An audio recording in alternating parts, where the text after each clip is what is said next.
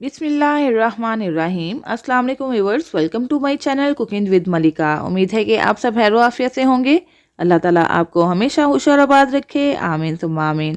तो व्यूअर्स, आज हम आपकी खिदमत में बहुत ही मज़ेदार किस्म का बीफ कोरमा की रेसिपी लेकर हाजिर हैं। आज हम बीफ कोरमा बनाएंगे और कैसे बनाएंगे इंशाल्लाह सारे ही ट्रिक्स एंड टिप्स आपसे शेयर होंगे।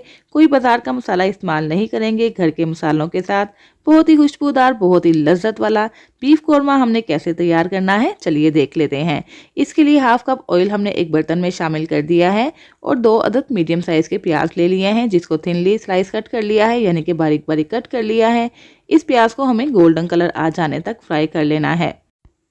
और व्यूअर्स, यहाँ पे हमने फ्लेम मीडियम रखा है और मीडियम फ्लेम पे 5 से 6 मिनट के अंदर ही प्याज गोल्डन कलर में आ जाएगा। ज़्यादा डार्क कलर नहीं करेंगे, क्योंकि जैसे ही हम इसको गोल्डन कलर में निकालेंगे ना, इसका कलर थोड़ा सा और डार्क हो जाएगा। तो यहाँ पे प्याज हमारा फ्राई हो चुका है। अब हमने क्या करना है, इस प्याज को एक प्लेट के अंदर निकाल लेना है। ये देखिए, तो इस तरह ये सारा प्याज निकाल के हम प्लेट के अंदर फैला देंगे, ताकि ये थोड़ा सा क्रिस्पी भी हो जाए और इसका कलर थोड़ा सा और डार्क हो जाएगा। ये देखिए, अब हमने इसके अंदर कुछ साबुत मसाले शामिल करने हैं। इसमें हमने 15 से 20 अदद काली मिर्च के दाने ले लिए हैं, 3 से 4 अदद तेज़पात हैं, एक बड़ी इलायची है, 4 से 5 अदद छोटी इलायची हैं, एक बादियान का फूल है और एक दालचीनी का टुकड़ा है। इन सारे ही साबुत मसालों को हमने 30 सेकंड के लिए प्याज के अंदर शामिल कर देना है। थोड़ा सा प्याज हमने इसके अंदर रहने दिया था, तो बस उसके अंदर ये साबुत मसाले शामिल करने के बाद 30 सेकंड के लिए फ्राई करेंगे। और फिर इसके अंदर शामिल कर देंगे 2 टीस्पून भर के लहसुन अदरक का पेस्ट और इसको भी तकरीबन 2 से 3 मिनट के लिए फ्राई करेंगे, ताकि इसकी रो स्मेल खत्म हो जाए। तो याद रहे व्यूअर्स, ये सारे ही मसाले हमने 1 किलो बीफ के लिहाज से आपको बताए हैं। यहाँ पे 1 किलो बीफ यानी कि बड़े जानवर का गोश्त ले लिया है। जैसे ही लहसुन अदरक फ्राई होगा, इसके अंदर हम शामिल कर देंगे गोश्त और इसको भी हमने इसका कलर चेंज हो जाने तक फ्राई कर लेना है। और व्यूवर्स, अगर आप इसको मटन में बनाना चाहते हैं, यानी कि मटन कोरमा तैयार करना चाहते हैं, तो सारे ही स्टेप सेम रहेंगे। बस आपने गोश्त चेंज कर लेना है, बीफ से मटन ले लेना है। तो व्यूवर्स, जब तक ये फ्राई होता है, इस दौरान हम एक और काम करेंगे। ये जो हमने प्याज फ्राई करके रखा था, इसके अंदर हमने जायफल और जावित्री का एक एक टुकड़ा शामिल कर देना है, जो कि हाफ इंच के करीब है। 15 से 20 अदद बादाम है, जिसको गर्म पानी में भिगोने के बाद इसके छिलके उतार लिए थे। और साथ ही 15 से 20 अदद काजू हैं और तकरीबन 150 ग्राम हमने ले लिया है दही। इन सभी चीज़ों को पीस के इसका पेस्ट बना के एक साइड पे रख लेंगे। तो यहाँ पे बस आप देख सकते हैं कि गोश्त का कलर चेंज हो चुका है। बस इतना ही हमें इसको फ्राई करना है। तो आइए बस अब इसके अंदर 1 गिलास पानी शामिल कर देते हैं। पानी शामिल करने के बाद इसको अच्छे तरीके से मिक्स कर लेंगे और इसको कवर करके तकरीबन 40 से 45 मिनट तक पका लेंगे। इसको हमें 50 से 60% तक पकाना है, फुल डन नहीं करना है, क्योंकि आगे जाके इसकी भुनाई भी होगी, इसको हमें गलाना भी है। तो अगर हमने पहले ही इसको ज़्यादा गला लिया तो बोटियाँ टूटना शुरू हो जाएंगी, जो कि बिल्कुल भी मज़ा नहीं देंगी। तो आइए वह तकरीबन 45 मिनट गुजर चुके हैं।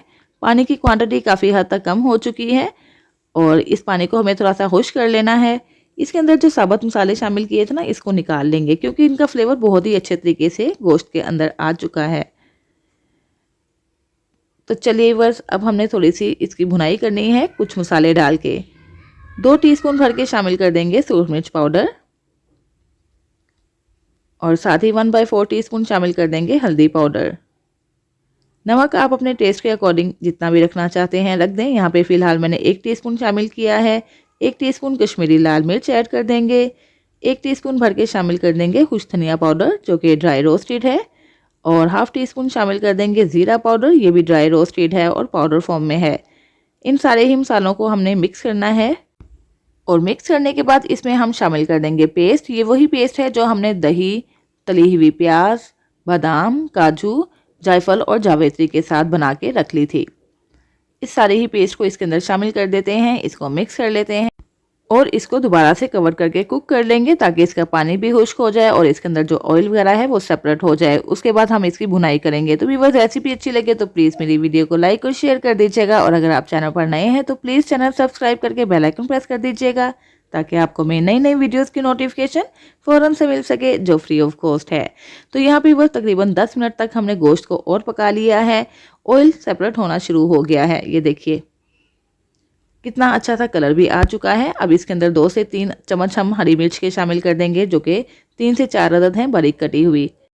हरी मिर्चें डालने के बाद इसको मिक्स कर लेंगे। इस टाइम पे हरी मिर्चें डालेंगे तो बहुत ही अच्छी खुशबू भी आएगी, बहुत ही अच्छा फ्लेवर भी आएगा। तो यहाँ पे बस गोश्त की हमने भुनाई करनी है तकरीबन 10 से 15 मिनट के लिए। जैसे जैसे भुनाई करेंगे बहुत ही अच्छा फ्लेवर आएगा और बहुत ही अच्छी खुशबू फैल जाएगी इंशाल्लाह घर में। यहाँ पे तकरीबन 10 मिनट तक हमने गोश्त को बहुत ही अच्छे तरीके से भून लिया है।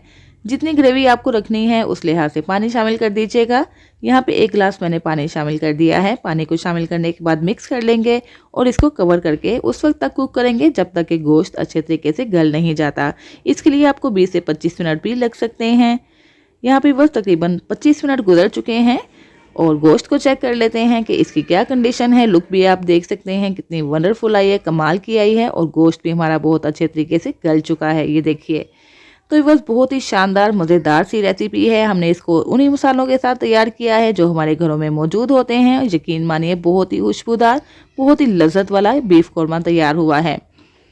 हाफ टी स्पून शामिल कर देंगे गरम मसाला पाउडर जो कि ड्राई रोस्टेड है और पाउडर फॉर्म में है। इसके अंदर शामिल करने के बाद इसको मिक्स करेंगे, 2 मिनट के लिए रखेंगे दम पे और इसके बाद मैं आपको इसकी फाइनल लुक दिखाऊंगी।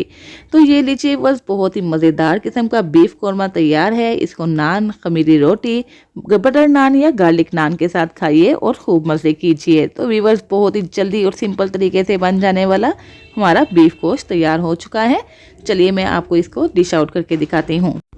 तो देखा व्यूअर्स, कितनी जल्दी हमने कितना मज़े का कोरमा तैयार कर लिया है। यकीन मानिए किसी भी देसी कोरमे से कम नहीं बना है। बिल्कुल शादियों जैसा मज़ेदार सा बीफ कोरमा तैयार है आपकी खिदमत में। इन्हीं सारे स्टेप्स को फॉलो करेंगे तो बहुत ही मज़ेदार बनने वाला है बीफ कोरमा आपका भी। तो चलिए वह जल्दी से जाइए, मज़ेदार सा बीफ कोरमा बनाइए और खूब इंजॉय कीजिए। इसके साथ ही व्यूअर्स इजाज़त चाहते हूँ, फिर हाजिर होंगी इंशाल्लाह एक नई बहुत ही मज़े की और डिफरेंट रेसिपी के साथ। अपना बहुत सा ख्याल रखिएगा, मुझे भी दुआओं में याद रखिएगा। अल्लाह हाफिज़।